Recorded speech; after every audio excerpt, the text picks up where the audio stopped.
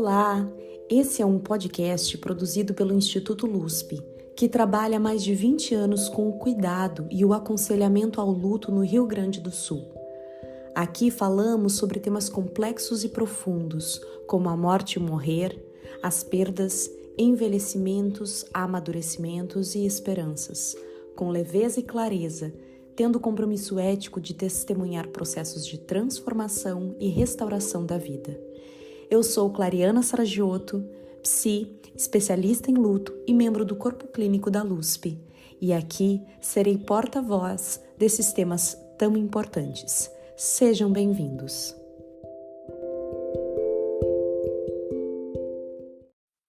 Olá, sejam muito bem-vindos a mais esse momento, a esse encontro tão especial do LUScast, que é o podcast do Instituto LUSP, que eu estou muito honrada, muito agradecida de poder continuar fazendo esse projeto, sendo porta-voz aqui do Instituto, representando tantas pessoas e chamando tanta gente linda e importante para poder conversar. E hoje, assim, o meu coração está aqui, quentinho, acelerado, eu estou, assim, feliz demais de poder conversar e apresentar para vocês também essa minha colega querida, que para mim é um presente que a vida trouxe, que é a Cristiane Marques. Seja muito bem-vinda ao nosso LUScast.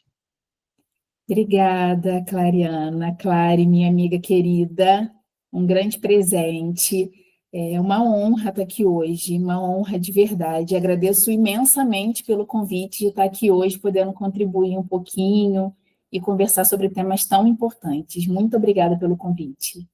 Ai, querida, tenho certeza que vai ser um bate-papo bem importante para nós, em especial, né? A gente é que mais aprende, que mais se desenvolve, também estreita aqui os nossos laços, e também para os nossos ouvintes, que é a comunidade do Rio Grande do Sul, do Brasil e quem sabe, né, até do mundo, agora também fazendo essa ponte com a Cris aí na Itália, então podendo chegar a mais espaços, né, para que mais pessoas possam também aprender com a gente, nos escutar, também nos dar os seus retornos, como se sentem ao estar nos escutando. Então, Cris, mais uma vez, uma alegria imensa e vamos lá, vamos mergulhar, então, um pouquinho nesse universo da psicologia hospitalar, né? Eu já vou apresentar a Cris e poder trazer o quanto eu reverencio e tenho, assim, a maior admiração pelo teu trabalho, pela pessoa que tu é, né, com mais de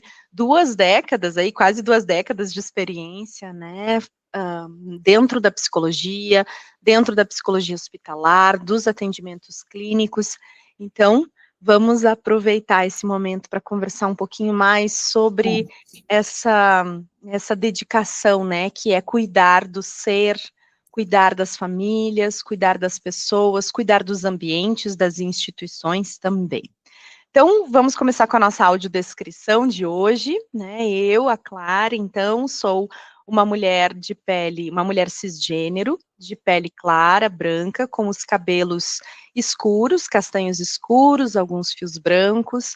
Hoje uso um fone de ouvido e também uns brincos de folhas douradas e estou vestida com uma blusa, né, azul marinho. Sou uma mulher baixinha também, de 1,56 m, e estou no meu escritório. Ao meu fundo tem mandalas, livros, uma velinha, um jarro de barro e algumas plantas. E essa é a minha audiodescrição de hoje. Cris, por favor, pode fazer a sua. Bom, eu sou uma mulher cisgênera, alta, tenho 1,74 m, de pele parda, cabelos longos, castanhos claros, com alguns reflexos e alguns cabelos brancos. Eu uso óculos, também estou com fone pequeno e uso brincos pequenos, e estou com uma blusa colorida, com corujinhas, e as corujas são marrom, laranja, rosa, azul. Acho que é isso. Isso, excelente. E atrás um quadro bem lindo também, Atrás um colorido. quadro, É, bem colorido, sim. Excelente, muito obrigada, Cris. Então vamos lá, quem é? Eu estou chamando já amigavelmente, afetuosamente de Cris, né? Como Por trouxe aqui, favor.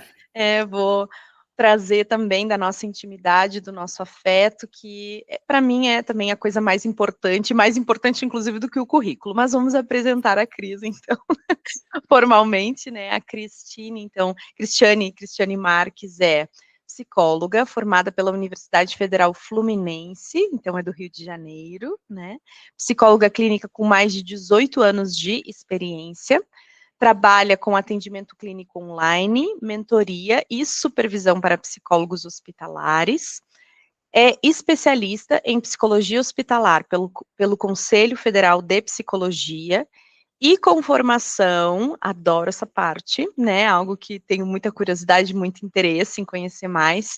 Ela tem formação em esquizoanálise e análise institucional pela Fundação, eu vou pedir tua ajuda, Gregório Barenblit, é isso? Barenblit, isso. Perfeito, de Minas Gerais. Atuou por 15 anos, ou até mais, né, Cris? Acho que já tem mais tempo, em hospitais públicos de grande porte, passando por diferentes funções de plantonista e rotina à coordenação.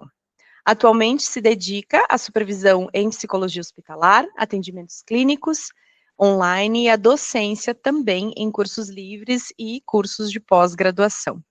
E também, né, em especial, é pós-graduanda, quase finalizando, então estamos finalizando juntas, né, a Sim, pós-graduação em intervenção na autolesão, prevenção e pós-venção do suicídio pelo Instituto Vitaleri, que é uma grande referência no nosso país em suicidologia, e cursa também a formação em clínica psicológica para pessoas enlutadas no núcleo Singularidade. Então, eu e a Cris estamos fazendo juntas esse curso, eu diria que a pós-graduação nos trouxe também esse presente, né, da gente poder estar juntas, fortalecendo essa amizade e se conhecendo. Então, vamos lá, né? Uma grande honra ter você aqui. ai, feliz demais. Sim. Então, vamos começar pelo seu trabalho, né? Que você desenvolveu por mais tempo, trazer para as pessoas, então, que hoje a gente vai estar mergulhando nesse universo da psicologia hospitalar, mas também já aprofundando na temática do luto, das perdas e também falando sobre a prevenção e a pós-venção do suicídio neste contexto.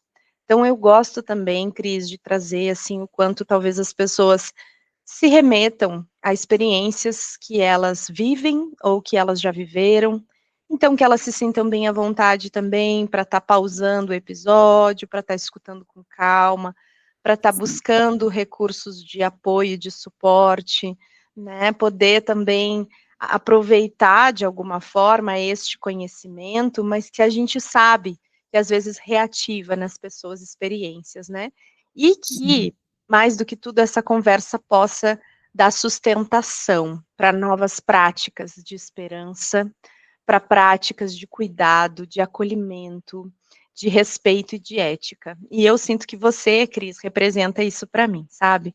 Então, é sobre isso. E aí vamos começar do início, Vamos. contextualizando o que é a psicologia hospitalar e como você chegou nessa área, né? Que é uma partezinha de todo o universo da psicologia, mas uma parte muito importante. Perfeito, Clary. Bom, a psicologia hospitalar, ela é um campo da psicologia, né, uma especialidade da psicologia que atua dentro dos hospitais, né? Então, o foco principal, falando em termos técnicos, né, vamos dizer assim, depois a gente vai aprofundar com mais questões, assim, que me tocam mais, mas, assim, o foco é nos aspectos psicológicos que atravessam a hospitalização, o adoecimento, não só o adoecimento, o motivo pelo qual esse paciente dá entrada e se hospitaliza, que nem sempre é um adoecimento, né, do corpo biológico, vamos dizer assim. Então, a gente foca nesses aspectos psicológicos ligados ao adoecimento. O nosso trabalho tem um tripé, né? Que são os pacientes, o atendimento aos pacientes, o atendimento à família e uma atenção voltada também para a equipe e para a troca que a gente faz no dia a dia ali no hospital, que não é possível trabalhar sozinho dentro de um hospital. Então, a grosso modo, a psicologia hospitalar é esse campo com demandas muito diversas, né? É um campo riquíssimo, imprevisível, né? Porque a gente está ali e não sabe como vai ser o dia e nem qual é esse sujeito que vai chegar, mas enfim, a gente vai aprofundar mais nisso, né? E eu costumo dizer que parece piegas, assim, mas a psicologia hospitalar me escolheu, a princípio, porque na universidade eu tive uma disciplina sobre isso, muito teórica, então ali eu não tinha condições de pensar nesta possibilidade, né, na psicologia hospitalar como possibilidade, um campo para eu atuar. E aí a gente se forma, a gente cai no mercado de trabalho, também tentando entender muito como vai ser, assim, a vida, né? E aí surgiu a oportunidade de eu fazer um concurso público temporário, no Rio de Janeiro, e aí eu entrei no hospital. E aí uma expectativa, não sabia muito o que esperar, e aí sim me apaixonei pelo trabalho, pelas possibilidades da atuação, né? De alguma maneira fazer a diferença ali. Então, ela me escolheu primeiro, e aí depois escolhi ela, e aí a gente viveu uma paixão, vivemos ainda uma paixão. Eu sou extremamente apaixonada, encantada por essa área.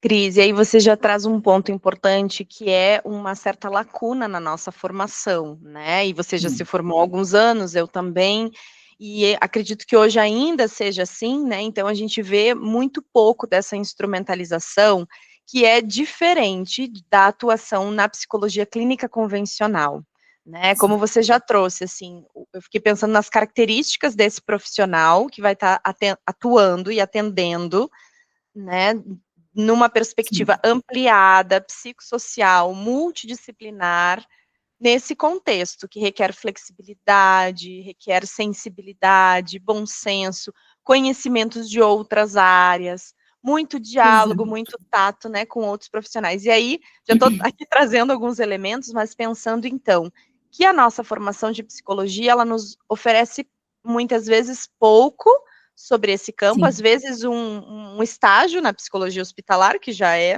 né, ali um bom início também, para que o profissional se aproprie, mas, às vezes, muitas vezes, a gente precisa buscar após, né, a nossa formação. Assim funciona também com o luto, assim funciona também com a suicidologia, né. Mas ainda falando da psicologia hospitalar, o que tu sente, assim, que é necessário, né, para que a gente desenvolva mais a potência desse trabalho dentro dos hospitais, que a formação, muitas vezes, a formação ali da graduação não nos dá essa instrumentalização, né? E como que os profissionais podem estar buscando mais esse conhecimento, né?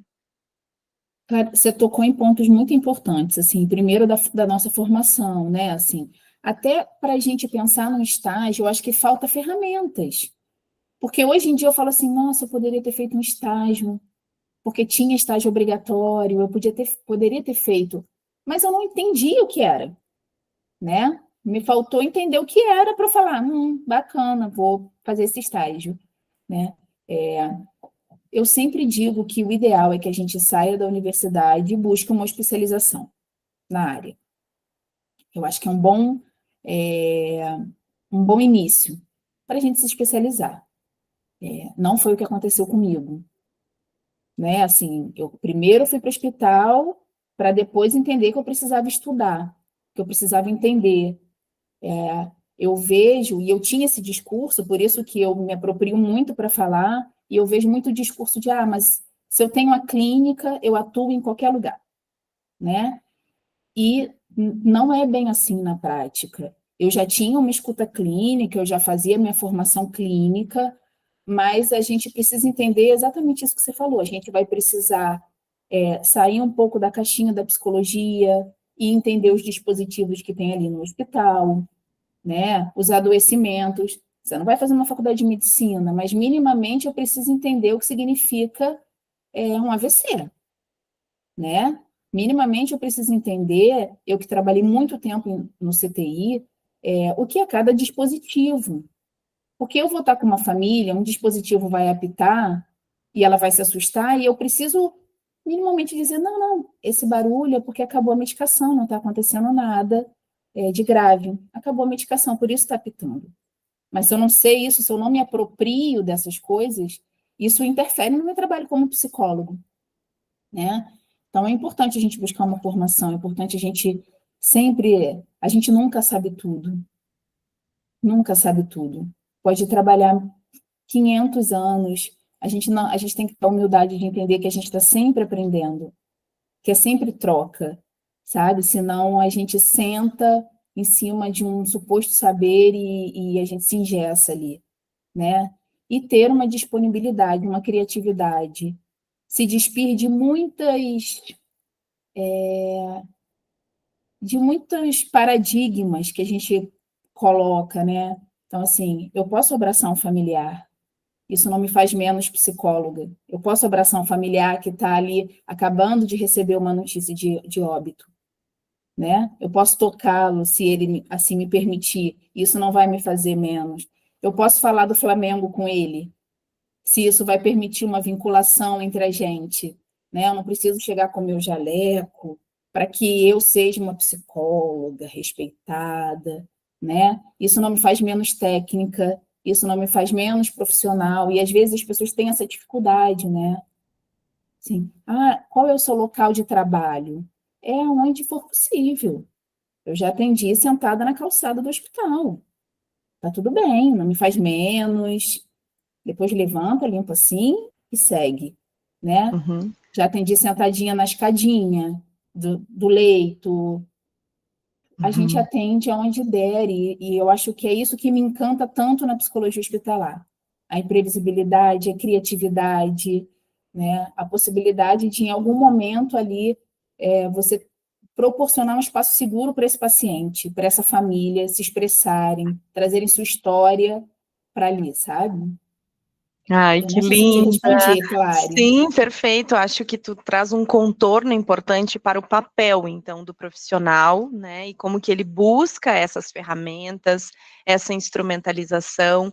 E te ouvindo, me conectei muito com a atuação também em desastres e emergências, em situações de crise, e talvez o hospital ele seja esse ambiente que vai estar o tempo Sim, todo lidando com crises e sim, emergências em diferentes graus, em diferentes situações, e aí tu também já trouxe na tua fala antes, né, que vai considerar aquele corpo não só como adoecido fisicamente, biologicamente, mas é um corpo biopsicossocial e espiritual que vai trazer todas as suas, né, camadas de dor, de sim, sofrimento, e sim, poder ter também esse olhar que tu traz, né, de uma criatividade, de uma abertura, para olhar para esse sofrimento num contexto de crise, de dor aguda, muitas vezes, né. sim, Então é muito bonito te escutar, é algo que me chama muito a atenção também, essa disponibilidade, né, para fazer com que o setting ali de cuidado, como a gente chama na psicologia, né, esse espaço de cuidado, ele vai ser no olhar, vai ser dado, né, ele pode ser dado no olhar, no olho, ele pode ser dado na forma de acolhimento, ele pode ser sim, dado na postura corporal, na linguagem corporal, né, que é o que tu traz sim, também. E aí a gente precisa desse molejo, sim, precisa sim. dessa, né, desse desenvolvimento, assim. Eu costumo dizer, claro, nas minhas aulas, e, enfim, quando eu falava disso com a minha equipe, que a gente precisa, daqui desse corpo para trás, ser muito técnico. Até porque o hospital te pede isso. Então, daqui do meu corpo para trás, no meu relato, na forma como eu levo para a equipe o que está acontecendo com o paciente, enfim, nos protocolos, nos indicadores, enfim, na burocracia, eu preciso ser muito técnica. Mas daqui do meu corpo para cá, que é onde está o paciente familiar, eu preciso ser o mais informal, porque eu não preciso que mais alguém na vida desse paciente ou dessa família esteja ali querendo impor qualquer tipo de coisa, né? A gente não pode esquecer que esse paciente, essa família, eles não nos procuraram, eles não bateram na nossa porta, né? Não foram buscar um psicólogo. Então, muitas vezes, e aí eu falo da minha realidade, né? Eu trabalhei em hospitais públicos de grande porte. E muitas vezes essas pessoas, elas nem conhecem, não sabem nem para que serve um psicólogo, né? Porque a gente, aí vou entrar nessa discussão, mas a gente sabe como é o nosso sistema ainda, né? Que não proporciona isso em larga escala, assim, né? Que não traz esse conhecimento, né? Assim, do que para que serve um psicólogo. Então, as pessoas ainda têm muitos estigmas por desconhecerem, muitos preconceitos, né? Por desconhecerem. Então, eu preciso chegar para esse paciente e não ser mais uma imposição, assim. E eu faço isso através da informalidade, assim, de talvez chegar e estar aquele senhor ali, que eu sei que não faz ideia do que eu estou indo fazer ali, e aí eu vejo uma toalhinha do Flamengo, que é um time do Rio de Janeiro, né? E eu falo, não, nem eu ia dar bom dia para o senhor, mas não vou dar não, porque essa toalhinha aqui, ó, não, sou botafoguense, eu tô fora. E aí ele já fala, você é botafoguense, pronto, eu já consegui entrar. Para, de alguma forma, ali estabelecer uma relação, um vínculo ali muito, muito curto, né? De um tempo muito curto, mas que ali depois eu possa perguntar para ele, sem ele ter medo de me responder, de achar que eu estou ali, como é que o senhor está? Ai, que lindo, Cris, sim. E de entender que eu não estou vindo como alguém no lugar de um suposto saber que vai ensinar algo para essa pessoa, mas que quer conhecer essa pessoa, que quer entender qual é o universo dele, até para poder auxiliar, né? Então é interessante porque acho que para nós isso já faz parte do nosso escopo, da nossa abordagem. Esse afeto, ele também faz parte da técnica. Super, Ser afetado e afetar, né? E super. aí, eu já quero entrar contigo naquele assunto que a gente falou sobre as perdas, sobre como a gente lida com os agravamentos, né, os adoecimentos, também enquanto profissional, que como tu trouxe, num breve tempo, que não é o mesmo tempo da clínica, que não é o tempo de outras áreas, né, da psicologia, mas que vai ter aquele contato, que vai entrar no universo de alguém, conhecendo aquela trajetória, aquela biografia, aquela dor, né, Sim, sim. ajudando a pessoa, facilitando, né, eu vejo dessa forma também que nós somos facilitadores, né, Sim, de sim. entendimentos, de processos, não só para o paciente, para os familiares, mas também para a equipe. E aí, enquanto tu falava, eu também penso no psicólogo como esse profissional que olha para o funcionamento institucional também, né, e dos adoecimentos e dos protocolos e dos enrijecimentos dentro de cada suposto saber, né. Então, o Sim, profissional da psicologia sendo, né, representando talvez esse olhar mais do emocional, do funcionamento cognitivo também, né, o emocional aqui não é só as sim, emoções, né, e sim, tentando entender o que se processa ali, naquelas relações que são afetadas, por mais que seja por um atendimento, né, então, sim. como que tu sente pra gente, né, poder falar um pouco sobre esse lugar, assim, de se vincular e de sentir o rompimento dos vínculos neste ambiente?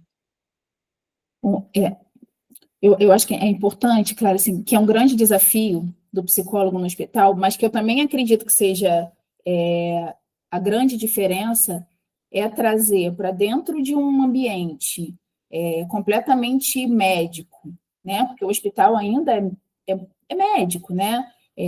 Trazer para um lugar onde os olhares estão todos voltados para esse corpo biológico, que a gente possa trazer esse sujeito que tem uma história, né?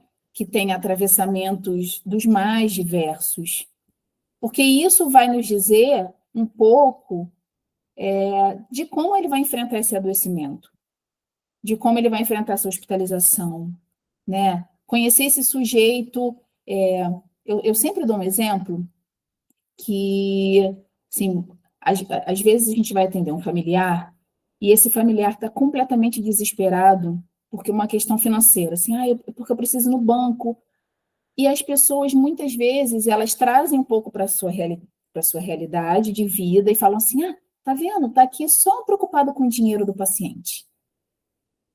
Mas aí, quando a gente vai conhecer a história desse paciente, né, e ouvir um pouco, a gente entende que esse paciente tem um vínculo fragilizado de trabalho, que ele é autônomo, que é ele que traz o dinheiro para dentro de casa. Então, sim, ela está desesperada, ela está pensando no dinheiro, porque se ela não pagar o aluguel, ela é despejada, porque os filhos precisam comer. Então, não, a gente tende a trazer para a realidade, né, para a nossa realidade, está aqui preocupado com dinheiro, mas a gente precisa trazer a história desse sujeito, sabe? Da mesma forma, assim, esse paciente está assustado porque vai fazer uma cirurgia tão boba, mas quantas pessoas ele perdeu na família por uma cirurgia? E isso não é trazido para a cena, né? O médico está ali para cuidar da cirurgia. Mas por que esse paciente está com tanto medo?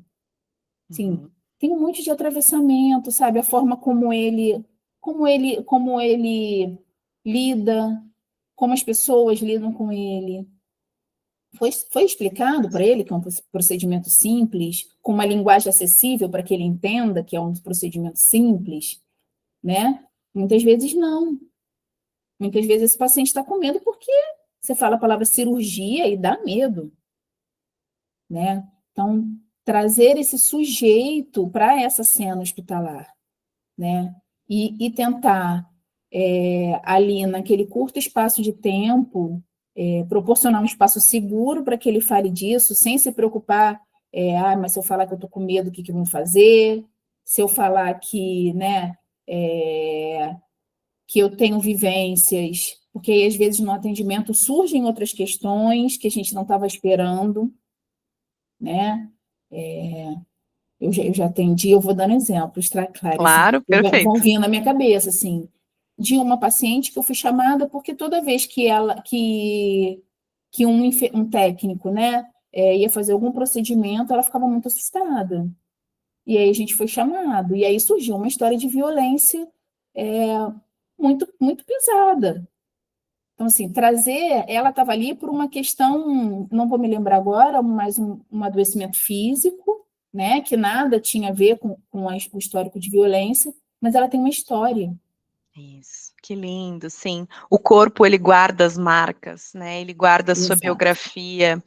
E aí, enquanto tu falava, e a gente já teve essas conversas também, né, na nossa amizade, o quanto é importante a gente ter letramento, né, e poder ter conhecimento sobre esse corpo, né, que ele tem uma raça, que ele tem uma etnia, que ele tem uma faixa etária, ele tem uma biografia, ele pertence a uma classe econômica, e que todas essas interseccionalidades, ele é de um gênero, ele tem uma orientação sexual, ele muitas vezes pode ter uma neurodivergência, ele pode ter necessidades, especificidades, e ter vivido ainda com todas essas interseccionalidades, com todas essas camadas que dialogam e se sobrepõem, ainda ter vivido traumas, situações complicadas, violências, e que a gente não sabe, a não ser que esta pessoa possa nos contar, né? Então, é disso que tu está trazendo também. Eu preciso escutar aquela história, aquele corpo, e entender com palavras simples, com uma linguagem que não também aumenta, né, pelo poder da linguagem, aumenta esse distanciamento, e inclusive mantém uma certa hierarquia, né, que era o que tu estava trazendo, assim, a instituição ainda muito médica e medicalizante, Sim. ainda muito numa hierarquia de que você, o paciente, entra no hospital e já perde a sua autonomia, já perde o seu conhecimento de si mesmo, né, assim, A sua supostamente, identidade. a sua identidade, perfeito, né, e aí, como que a gente resgata? Então, eu sinto que a tua percepção, ela nos sensibiliza para que a gente possa resgatar esse cuidado desta pessoa, que não é uma pessoa universal, não é um sujeito universal, não é o sujeito, eu nem gosto tanto dessa palavra, né, mas vamos trazer assim, porque na psicologia a gente estuda, né, o sujeito, que está lá no livro, na bibliografia, mas sim que é uma pessoa, né? É E, isso. e essa É isso. pessoa, ela tem uma íris específica, ela tem um DNA específico, ela tem trajetória, né, singular, e que eu preciso cuidar disso, e inclusive cuidar nesse vínculo, que também é novo para ela, É que é isso. da profissional, do profissional com ela. Que lindo. E ofertando, então, esse cuidado, e aí a gente se impacta também pelo que acontece com ela, né, Nossa, Cris? Que é isso. nossa. É uma troca o tempo inteiro. Sim. É um aprendizado o tempo inteiro. De você falar assim, nossa, caramba, assim, de você ser impactado. E aí, não sei se a gente pode até falar um pouco disso, assim, né? Eu tive muitas experiências, como a que acabou de acontecer no Rio de Janeiro, da operação, né? Sim, Então, com é um assunto que me certeza toca, precisamos. Podemos falar, com certeza. que me toca Sim, e me emociona muito. E sim. aí, ouvindo você falar de letramento, né, e de trazer essa pessoa, me toca porque tenho, né, tinha no sentido de que trabalhava diretamente, mas tenho o máximo de respeito por esses familiares que chegam ali após uma operação policial. Porque tenho total noção, né, porque estudei, não porque vivi, então isso já faz com que eu não tenha total noção, vou me retificar, né?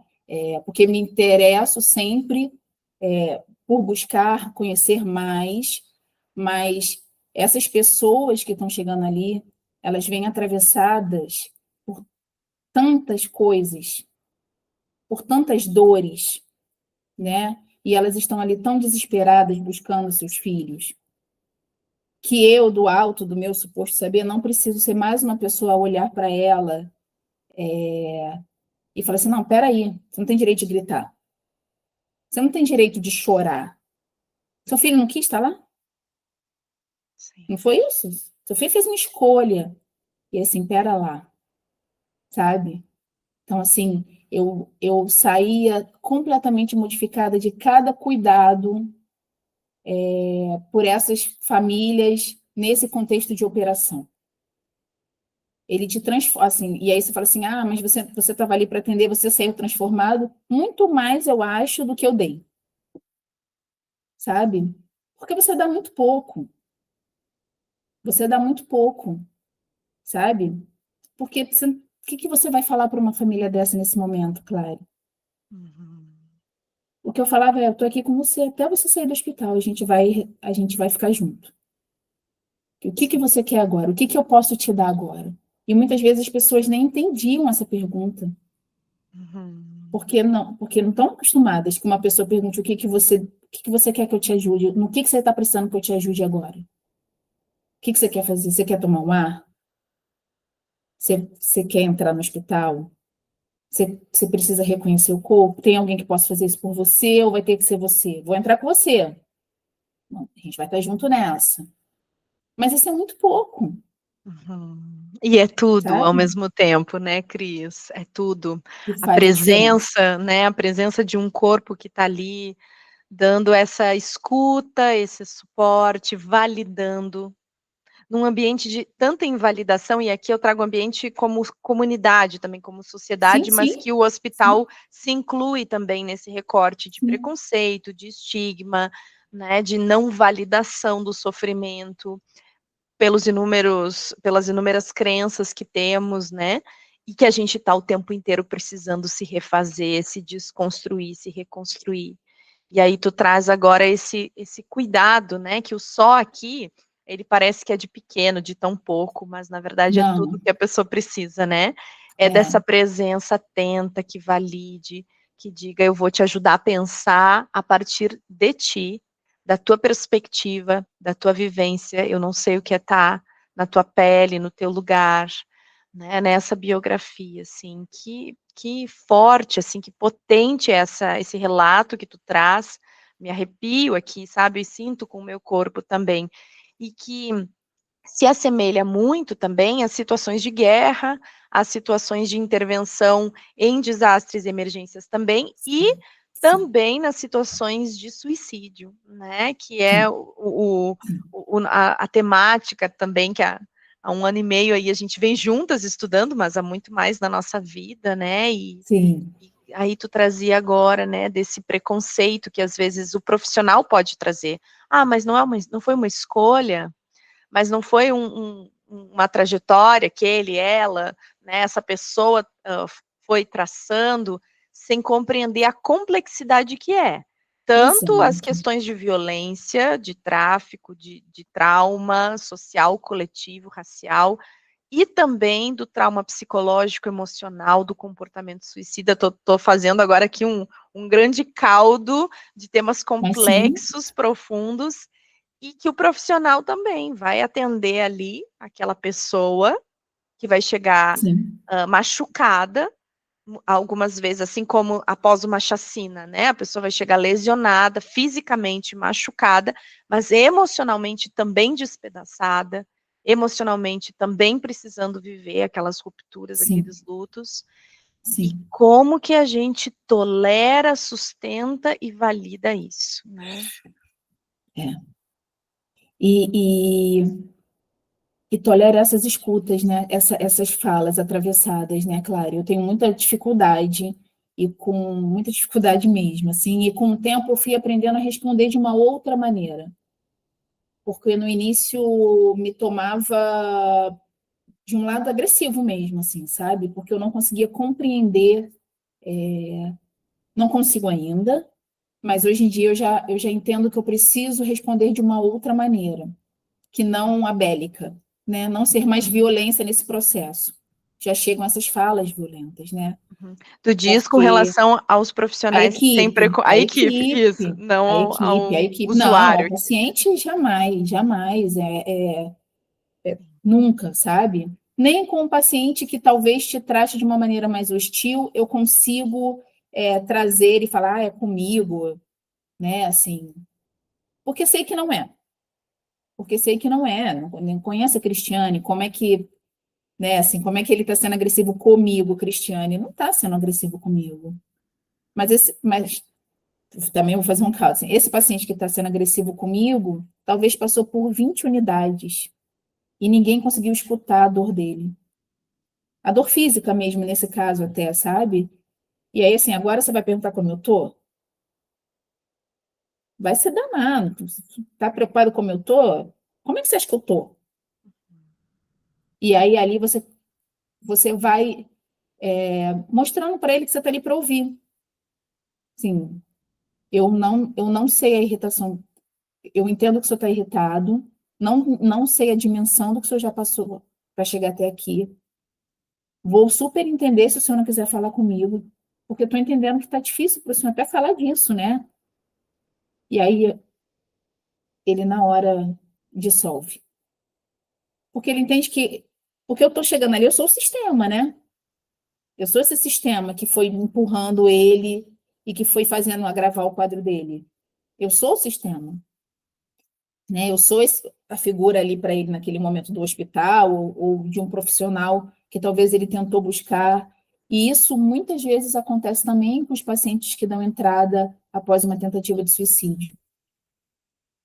Porque esse paciente chega ali e muitas vezes ele não conseguiu ser ouvido por outras instituições, né? Ser absorvido por uma rede, né? E aí, muitas vezes ele fala assim, agora você quer saber como eu tô? Agora que eu já fui pro último, assim, né? Agora você vai me ouvir? Porque é isso, eu estou ali representando um papel, né? Estou ali representando as instituições que talvez ele buscou e que não escutaram ele, não absorveram ele, porque estavam cheias, enfim, outras questões, mas é isso. Assim, quantas pessoas foram falhando, né, ao longo dessa história, e aí ele vai chegar e falar assim, agora você quer me ouvir? Agora quem não quer falar sou eu. E aí você tem que ir ali tentando trazer, assim, eu entendo. Assim, tem atendimentos, claro, que eu até falava assim, eu te peço desculpas, Eu te peço desculpas, e não por mim, porque eu estou chegando aqui agora e eu estou disposta a te ouvir. Mas eu preciso te pedir desculpas. Eu, com esse meu jaleco aqui, entendo que eu estou num lugar que eu preciso te pedir desculpas. Ai, que lindo. E é uma forma de Sabe? reparar também, ainda que pequena, né? Mas é uma forma de conectar e de reparar e de poder trazer o quanto tu compreende e tem consciência de que é todo um sistema que está falhando para que aquela pessoa chegue ali num sofrimento tão agudo, né? Então, até te escutando, fiquei com a necessidade de trazer, né, o quanto o suicídio, ele é esse fenômeno tão complexo e Sim. que fala de um problema de saúde pública e de uma falha em todo um sistema que é complexo, né? Não tem, né, a morte por suicídio não tem uma única causalidade, não diz respeito a um único fator precipitante ou de risco, ou que vai, né, levar a pessoa né, ao ato, mas está falando de toda uma sociedade que descuidou daquela Sim, pessoa, daquela vida, daquelas, né, dessas vidas sim, que sim, diariamente perdemos pela falta de suporte, suporte médico, suporte sim, psicoassistencial, suporte emocional, suporte de olhar e perceber aquele sofrimento que é o que tu traz, né?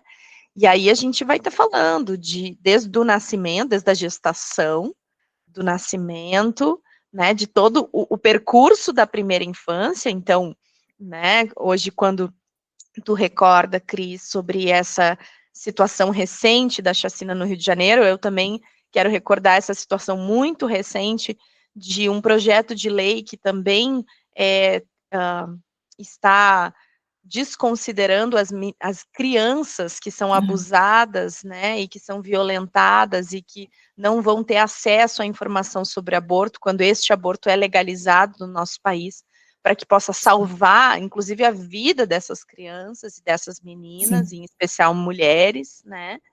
E aí a gente está falando de toda uma desconsideração do poder público também e das pessoas que estão ali, né, decidindo as sim, leis e os sim, projetos e as políticas públicas que desconsideram desde o início da vida, o período do desenvolvimento da formação, até mesmo outras complexidades, né, dentro do contexto escolar, do contexto acadêmico, do contexto sim, familiar, social.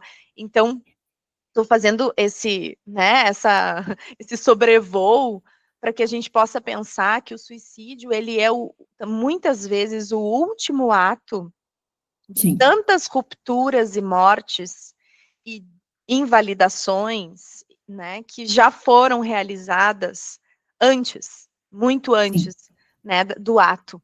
E aí o hospital recebe ali muitas vezes o ato que trouxe consequências, o ato que, no caso, a pessoa não se suicidou, mas chega né, com uma condição vulnerável, biológica e emocional, e precisa de suporte, tanto médico, né, como sim. também emocional.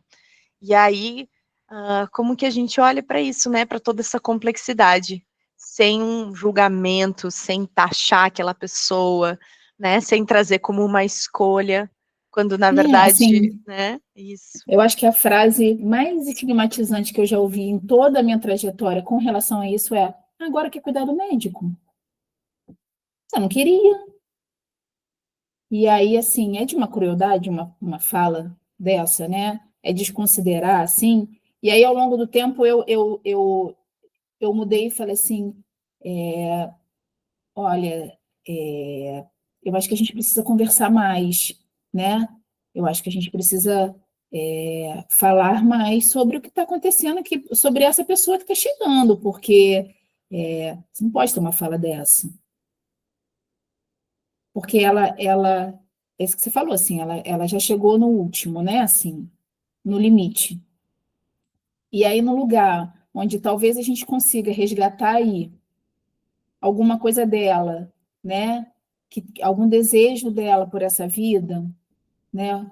Uma ressignificação, e aí ela escuta mais, Uhum. assim, com que intuito, sabe? Qual é o seu intuito? Assim, o que você está fazendo aqui? Você sabe seu papel aqui? Assim, qual é o intuito disso? O que você ganha? Assim, uma vez eu Perfeito.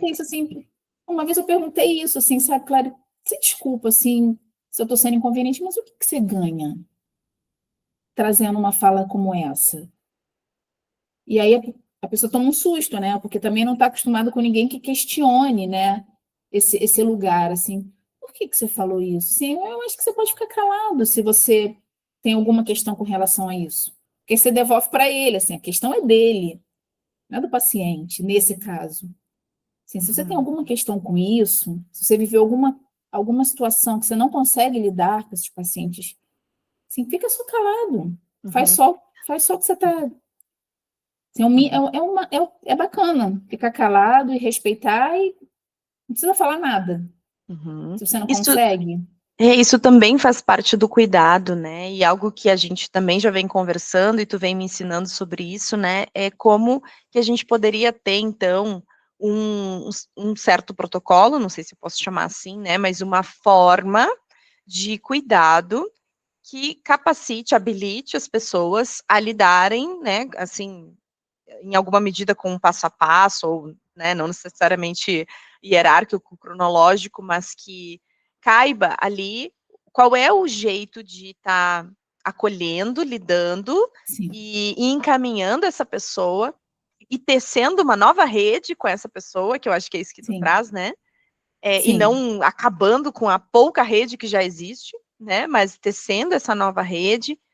É possível, Cris, ter, né, esse manejo? É possível que isso possa ser implementado, constituído, né, nos hospitais e até mesmo no país, né, poder pensar grande, assim. Sim, ai, quem dera. Mas é isso, né, Clara? Assim, muitas pessoas veem os protocolos como enrijecedores de prática, né, ou como cristalizadores, como se você não pudesse sair dele, se você não pudesse ter um protocolo, mas entender que as pessoas são singulares, que em algum momento esse protocolo não vai servir, né, que você vai ter que pensar em uma outra medida que não estava contemplado ali. Mas eu acredito que, principalmente nesses casos de pessoas que dão entrada por tentativas de suicídio, um protocolo hospitalar é muito importante. Porque eu preciso garantir que ele não vai, que o paciente X, né? Vou dar um nome, não gosto dessas coisas de X, não. Que o paciente João vai entrar e eu, que compreendo toda a complexidade, vou dar o tratamento adequado, e o outro colega que acha que não vou nem falar as frases, que tem um monte de estigmas, vai dar o tratamento inadequado, né? Que seja baseado no que eu estudei, no que eu compreendo como importante. A gente precisa de um protocolo para que minimamente todos tenham um tratamento adequado, para que minimamente todos sejam vistos, todos sejam avaliado o risco que esse paciente ainda corre, que seja com calma feito um encaminhamento responsável, porque um encaminhamento, em nenhum caso, mas principalmente, fundamentalmente nesses, não é um encaminhamento de você, aqui, ó, toma aqui seu papel, agora vai lá, procura lá. Porque não é assim que a gente vai fazer com que esse paciente seja inserido numa rede de cuidado. A gente precisa ter um encaminhamento responsável e isso, às vezes, demanda um tempo. Não é o tempo do hospital, que é... a gente tem que entender que esse paciente, talvez ele não precise tanto de cuidados médicos, né? Entendendo esse corpo biológico, vamos dizer assim, talvez seja muito rápido o cuidado médico, mas ele precisa de outro tipo de cuidado, que talvez demore um pouco mais. Então, ter um protocolo faz com que eu não queira despachar esse paciente e você queira ficar com este paciente por entender que ele precisa de mais um tempo, mesmo não sendo uma questão física, sabe? Esse protocolo, ele te garante esse cuidado adequado. Por isso eu acho tão importante. E o físico aqui, quando tu traz, é importante também trazer que existe um processo de adoecimento biológico, mas que a crise suicida, o comportamento suicida, ele também vai estar abalando o sistema nervoso daquela pessoa, né? E que isso também é físico, isso também é neurológico, né? Embora não tão estudado ainda, palpável, mas hoje a neurociência está avançando muito nesse sentido de poder considerar e reconhecer que ali existe um corpo que está ameaçado, que está se sentindo vulnerabilizado e que tem consequências, inclusive, no seu sistema imune, no seu sistema de adoecimento físico também, a partir do emocional, a partir do psíquico, né? E que só o calmante aqui não é só um calmante, né? Ele também vai estar integrado, né? A medicação psiquiátrica, a medicação,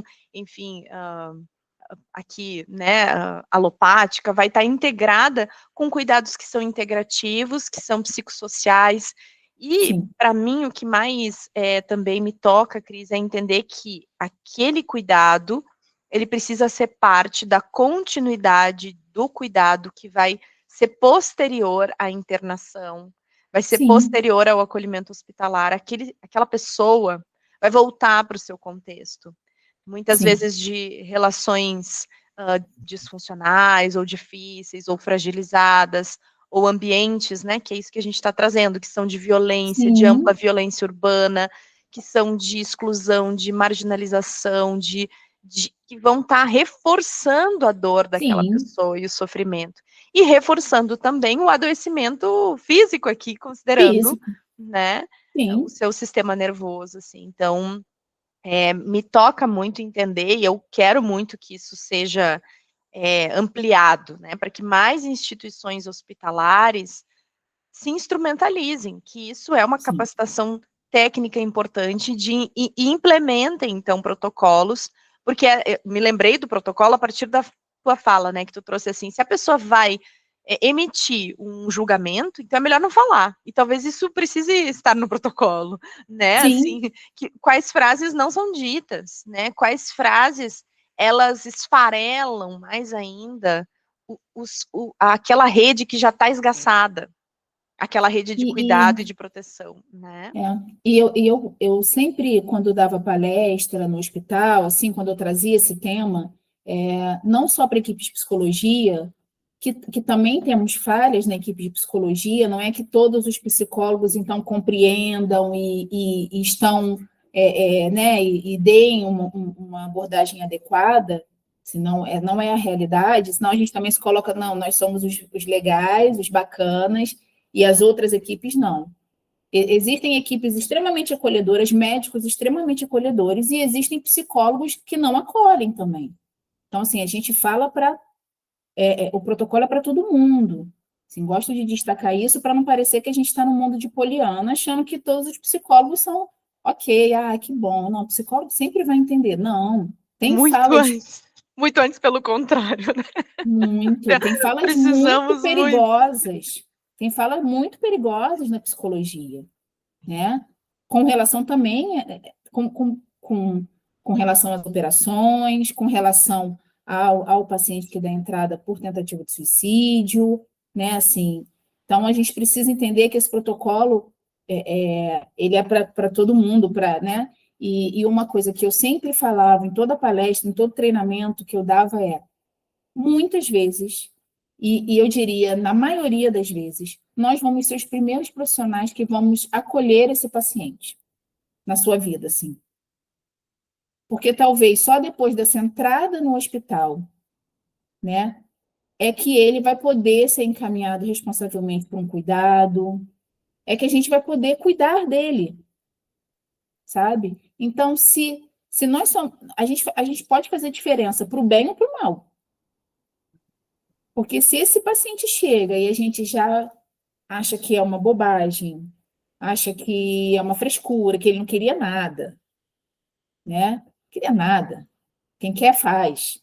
Esse é outro clássico, né? Se quisesse, fazia. O quanto isso é mais adoecedor. O quanto a gente está encerrando qualquer possibilidade de inserir esse paciente numa rede de cuidado, frente a uma fala dessa. E o quanto a gente pode ser diferença, sabe? Caramba, que espaço de escuta eu consegui aqui. Eu consegui ser ouvido, sabe? Cara, ela está me dizendo que é possível eu me inserir numa rede de cuidado. É possível falar dessa dor que para mim está insuportável. E talvez cuidar dela. Talvez começar a ter sentido. Pode ser que não. E a minha ideia ali não é convencer ele de que a vida é linda, né? De que a vida é muito bela. Sim. É de só falar assim, a gente pode tentar? Uhum. Vamos tentar ou não? O que você quer? O que você está me dizendo? Assim, é possível a gente tentar? É possível te mostrar uma rede de encaminhamento, um espaço de escuta? É possível? Você me dá essa chance da gente poder aqui ter um espaço, de eu poder te ouvir um pouco? Uhum. E isso é muito bacana, E entender qual é sabe? a sua vida, né? Que vida é essa, né? Que Que é não é a bela ou minha. que não é bela, exatamente, que não é a minha, né? Sim, Cris. E aí, voltando a falar, né, dos lutos e das perdas, o quanto ventila aqui para mim, né, também essa possibilidade de que muitas vezes o profissional vai acompanhar processos de morte, de morrer, né? Tanto Sim, pelos adoecimentos, assim como sim, pela situação do suicídio, né? Por este tipo de morte, assim como por homicídios e outras circunstâncias, né? Como a gente citou aqui nessa nossa conversa. E como que a gente cuida, então, também desses lutos do profissional, que muitas vezes são lutos invalidados, como cuidar desse cuidador, né? sim. E que falta tanto espaço para isso, claro. Assim, quando a gente fala desse tripé, né? Psicologia hospitalar, né? E, e aí uma das disciplinas que eu dou em uma pós-graduação é sobre saúde mental dos profissionais de saúde. E aí eu sempre brinco, que não é brincadeira, assim, é que eu não tenho notícias boas para dar, porque é muito difícil encontrar dentro de instituições, estou dizendo da realidade que eu venho, né? Claro que eu não posso dizer aqui que todas são assim, mas da realidade que eu venho, das trocas que eu faço com outros psicólogos, né? Das supervisões que eu dou, a gente ainda não tem um espaço de cuidado para esse cuidador, sabe? A gente está agora caminhando um pouco com uma norma regulamentar, uma NR1, né, Uhum. que traz a saúde mental para a cena. Então, isso é um ganho, né? Porque faz com que, pelo menos, se você não quer cuidar por bem, você vai ter que cuidar porque tem uma norma, né? Porque é tão importante a gente poder falar, né? Não é o que eu falava lá no início, quando a gente pensa que se eu for falar informal eu sou menos psicólogo. Esses profissionais eles pensam que se eles chorarem, eles são menos, eles não dão conta, sabe? Eu já fui chamada para avaliar, né, funcionários que choraram após o óbito de um paciente que eles acompanhavam há 5 meses ali dentro. Sem avaliar o quê? O que eu vou avaliar? O que você quer que eu avalie? E Uhum. aí eu sou meio assim, sabe, assim, Uhum. Eu vou mas avaliar que o luto é uma resposta natural da formação de um vínculo, mas- né? E que eu essa vou, reação é absolutamente normal e esperada. não é? E aí eu vou trazendo meio que assim perguntas para ver se as pessoas se tocam, né? Assim, tá, mas eu não entendi o que você quer que eu avalie. Não, olha, se essa pessoa tem condições de trabalhar aqui. Mas aí eu não entendi por que que eu não entendi assim, a partir do por que que eu tenho que avaliar? Não, porque ele chorou. Falei, não, então tá avaliado, nem preciso ir lá nele, já tá avaliado, ele tem condições. Que bom que ele chorou. Não, mas se eu chorar assim, eu falei, ele cuidou desse paciente? Faltou algum cuidado? Assim, é por isso que você quer que eu avalie ele? Faltou algum cuidado para esse paciente? Alguma. Não, não, ele chorou.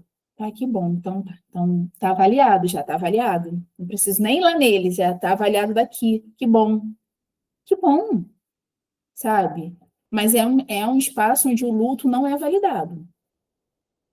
Onde você se emocionar, onde você chorar por um paciente ou por uma situação, Você é frágil, você não dá conta de lidar com isso, né? Reveja se você tem condições de trabalhar em um hospital e não é assim, sabe? Eu falava sempre para minha equipe, claro, não está, essa história te tocou, peça para sair do caso. Não é vergonha, não é saber menos, não tenho condições. Tive um caso parecido na minha vida e não tenho condições, me afeta. Por que eu vou permitir que uma pessoa saia mal do seu trabalho se existe um colega que pode ir lá porque essa história não toca tanto ele quanto toca outra pessoa? Por que eu tenho por Isso. que esse profissional tem que dar conta de tudo? E talvez isso também precise estar traçado neste protocolo, né, de que existe um caminho aí, uma perspectiva tanto de autoconhecimento, mas que não é individual, ela também pode ser implementada, incentivada no coletivo, de que as pessoas têm os seus limites e que dependendo do momento da vida, do contexto e do que essa pessoa, né, está elaborando, sendo, ela tem o direito de se afastar, né, Sim, temporariamente ou daquele caso, daquela circunstância, porque, o afetamento, eu diria que é talvez até o transbordamento, né, do que aquilo promove em mim, vai afetar o cuidado, e vai afetar o próprio cuidador, porque nós somos o instrumento de trabalho dentro da psicologia também, né. sim, E sim, o nosso instrumento não é um bisturi, não é, apesar de que o médico também é o instrumento, né, a gente coloca sim, nos equipamentos, né, como se isso fosse, mas é isso, é o que ele pensa, é o que ele estuda, mas é também o que ele sente, ele e ela, enfim, né, os profissionais, isso se estende para todos também, né, que estão no ambiente hospitalar, fono, assistente social, enfermeiro, né, enfim, TO, todas as pessoas, que é isso, nós somos seres vinculares de relação, e sim, aquele vínculo vai estar tocando, né, em algo da minha história, que é o que tu traz, se toca em mim, eu preciso ser validado e compreender no individual e no coletivo, de que aqui, neste momento, eu não tenho essa condição de acompanhar, e não porque eu sou menos, e sim porque eu sou um ser humano, ser né. humano, com a sua história. Você não deixa a sua história fora. Quando você vai para trabalhar, você fala história, fica aqui fora, tá? Que agora eu só sou a Cristiane psicóloga. Não tenho história, não tenho perdas, não vivi lutos, não tenho nada. A minha história fica lá fora, depois eu pego ela e vou para casa. Não é assim, sabe? Então, assim, e eu falo sempre, e eu sou categórica, e isso eu levo sempre, claro. O dia que eu não me emocionar mais, eu deixo de trabalhar com isso. Porque ali, para mim, acabou. Porque eu me permito me emocionar. É claro que a gente não está dizendo aqui de um profissional que vai chegar ali e não vai respeitar o momento do paciente, né? E vai se emocionar a tal ponto que esse paciente não tem o seu espaço respeitado, né? Mas se eu saio de um atendimento e eu tenho que sentar e beber uma água e me emocionar, né? E respirar um pouco, e talvez fazer uma pausa, tá tudo bem. Isso precisa ser respeitado, isso não pode ser posto como uma incapacidade ou uma fragilidade, né? Não, Uhum. uma história te toca, Que sabe? lindo. Nossa, vou levar isso para a vida, né. Me lembrei de uma frase que é dita da Frida Kahlo, né, que ela diz: "Onde não puderes amar, não te demores".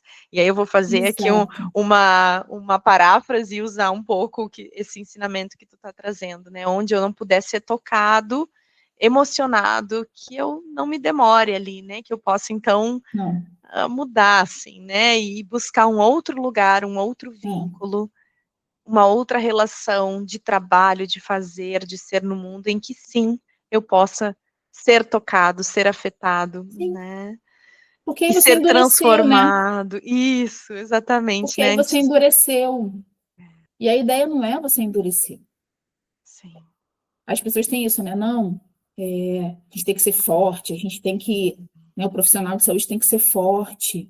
Se a gente viveu uma pandemia, claro, o que a gente viveu dentro do hospital numa pandemia não tem nome, né? E as pessoas diziam, eu tenho pavor dessa história de super-heróis. Não somos, não éramos super-heróis, sabe? Essa coisa de ata de capa, né? Assim, saíam umas imagens assim, eu achava extremamente perigosas, porque isso te coloca num estado né, assim, de superioridade, eu sou super-herói, que não te permite sofrer. Uhum, E uhum. como eu não vou sofrer? Com inúmeras perdas por dia, inúmeros suportes ao óbito por dia, tua equipe adoecendo, teus colegas adoecendo, e a gente sem saber o que vai ser, com medo de levar para casa. Como? Você não é super-herói, não. Você é ser humano, Uhum. sabe? Porque o super-herói não sofre, né? O super-herói está ali super Sim. acima do bem e do mal. E eu achava muito perigoso quando as pessoas falavam assim, você é uma guerreira, você está no hospital? Eu falei, não sou guerreira, não. Não quero nem desculpa. Te agradeço, mas não sou, não.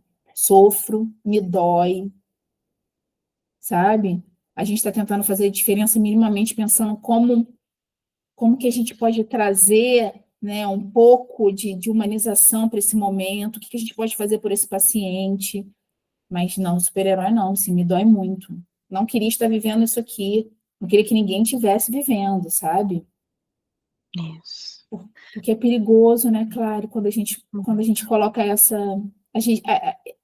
Eu acho que isso faz com que o luto seja menos reconhecido, né? Quando a gente se coloca como super-heróis, assim, né? Como pessoas que cuidamos e estamos ali diante do sofrimento. Uhum. Preparados para a morte, o morrer, não, né? Ninguém se prepara, porque... Não, aí, você. Uma vez eu precisei falar para uma menina, né, que era profissional de saúde de uma outra unidade, e ali ela estava como familiar de um acidente, que ela perdeu a mãe, o pai e o irmão. E ela ali, Clara, e assim, ó, não, então vamos ver a papelada? Não. Eu falei assim, eu posso te ouvir um pouquinho? A ela, não, se você está achando que eu estou sofrendo, não, porque eu sou profissional de saúde, entendeu? Então eu que vou ter que cuidar disso aqui tudo.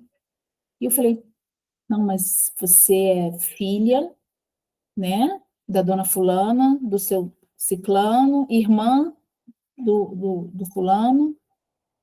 Aí ela parou. Você não é profissional de saúde. E ainda assim, se fosse profissional de saúde, você podia chorar, sofrer aqui. É difícil, mas eu queria ouvir um pouco da sua dor. E aí ela desmonta. Porque a fala dos outros familiares era isso. Não, mas você está acostumada com isso, então toma frente. A gente pode sofrer. Então, para além desse luto não reconhecido com os pacientes, né, que você não pode sofrer por um paciente, você não pode sofrer por uma história, né, você também não pode sofrer quando é seu familiar, porque você já está acostumado. E isso é muito adoecedor. E aí a gente vai fechando portas. O índice de suicídio entre profissionais de saúde, embora tenham poucos estudos, é muito alto, né, cara? Exatamente. Exatamente. Entre médicos, entre psicólogos, estudantes, Sim, né, de psicologia, sim, de medicina. Sim, minha querida. Ai, quanta sensibilidade, quanto afeto. Nós ficaríamos aqui gravando mais algumas horas. O nosso sim, papo vai sim, continuar aqui depois da gravação, sim.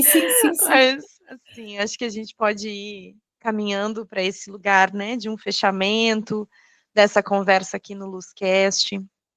Estou muito tocada, muito emocionada, assim, com ensinamentos aqui sendo elaborados, processados, marcados, né, chaves que eu vou levar para minha vida. Então, quero Ai, te fico dizer, tão assim, feliz. que Essa é troca é tão linda, tão potente. sim, e que outras pessoas que ocupam lugares de gestão, de liderança, de supervisão, possam ser inspirados pela tua prática, pelas tuas palavras, pela pessoa que Ah, você é. Então, quero te pedir para deixar uma mensagem final, se você se sentir confortável e ou se quiser dar sim. alguma dica, enfim, né, de alguma leitura, algo que, enfim, surja aí para você. Não, eu acho que o que eu quero deixar é justamente isso que a gente está falando, sabe, Clara? Assim, principalmente para quem é de gestão, eu fui de gestão. E ser gestão te coloca num lugar muito difícil, né? Porque você, ao mesmo tempo, tem que responder demandas da nossa sociedade, vamos dizer assim, então, burocracias, né? Às vezes você precisa ser mais incisivo com a tua equipe mais do que você gostaria, né? Porque te impõe isso. Então, assim, eu não pretendo, não sou essa pessoa que não é falha, não, assim, né? Porque enquanto gestora você acaba tendo que às vezes, não tapar os olhos, mas infelizmente tomar medidas que talvez você não quisesse, vamos dizer assim. Mas para que todas as pessoas, né, da área, assim, elas não percam esse encantamento e essa possibilidade de se emocionar e de entender que a técnica ela é aliada, né, ao afeto. Assim, você não vai ser menos técnico por você levar para o seu atendimento afeto. A gente está falando de pessoas que estão ali no momento de fragilidade, seja qual for o motivo pelo qual ela está hospitalizada, ou ela dá a entrada nesse hospital, às vezes não fica hospitalizada, mas está ali na emergência, ela está completamente fragilizada, sabe? Ela está completamente sem norte, sem saber o que tem, ou já sabendo, né? Numa situação de terminalidade, em muitos casos, em situações limites, situações de violência. Então, que a gente possa ser técnico, mas não deixar de ser afetuoso, de trazer o afeto, né? De saber, não, que a gente não perca de vista sempre a pergunta: o que eu estou fazendo aqui? Sabe? Qual é o meu papel aqui? Tá, eu tenho que atender 20 pacientes, mas esse paciente aqui eu vou tomar mais tempo para ele. Talvez não vou atender os 20 hoje, mas eu não posso cortar ele, porque ele está trazendo coisas muito importantes para mim e eu preciso ficar aqui mais tempo. Ter essa sensibilidade, sabe, Clary? Que os protocolos não sirvam para enrijecer, que os protocolos sirvam para trazer esse cuidado mais para a cena mesmo, sabe? Acho que é por aí. Ai, que lindo, que lindo. Então, hoje conversamos com a minha querida colega, essa lindeza de mulher, psicóloga, Cristiane Marques, minha querida Cris. Um prazer imenso, então. E vamos deixando o nosso abraço. Mais uma vez, gratidão, querida. Gratidão, um Olha, abraço enorme para você. eu estou extremamente grata, sabe, de poder falar um pouco sobre isso, que é um assunto muito caro para mim, muito caro. Então, assim, muito obrigada, Clary, pelo convite. Obrigada a todo mundo que está ouvindo a gente. Assim, um abraço muito afetuoso, de verdade, estou toda arrepiada. Assim, me toquei agora e veio todo esse arrepio, essa descarga. Então, assim, que a gente possa fazer diferença, sabe? De Com verdade. certeza. Ah, eu saio daqui dessa conversa já diferente, me sentindo diferente, transformada. Muito obrigada. Então, um grande Obrigada a você. abraço, sigam nos Um acompanhando. beijo a Beijo. todos. Tchau, tchau.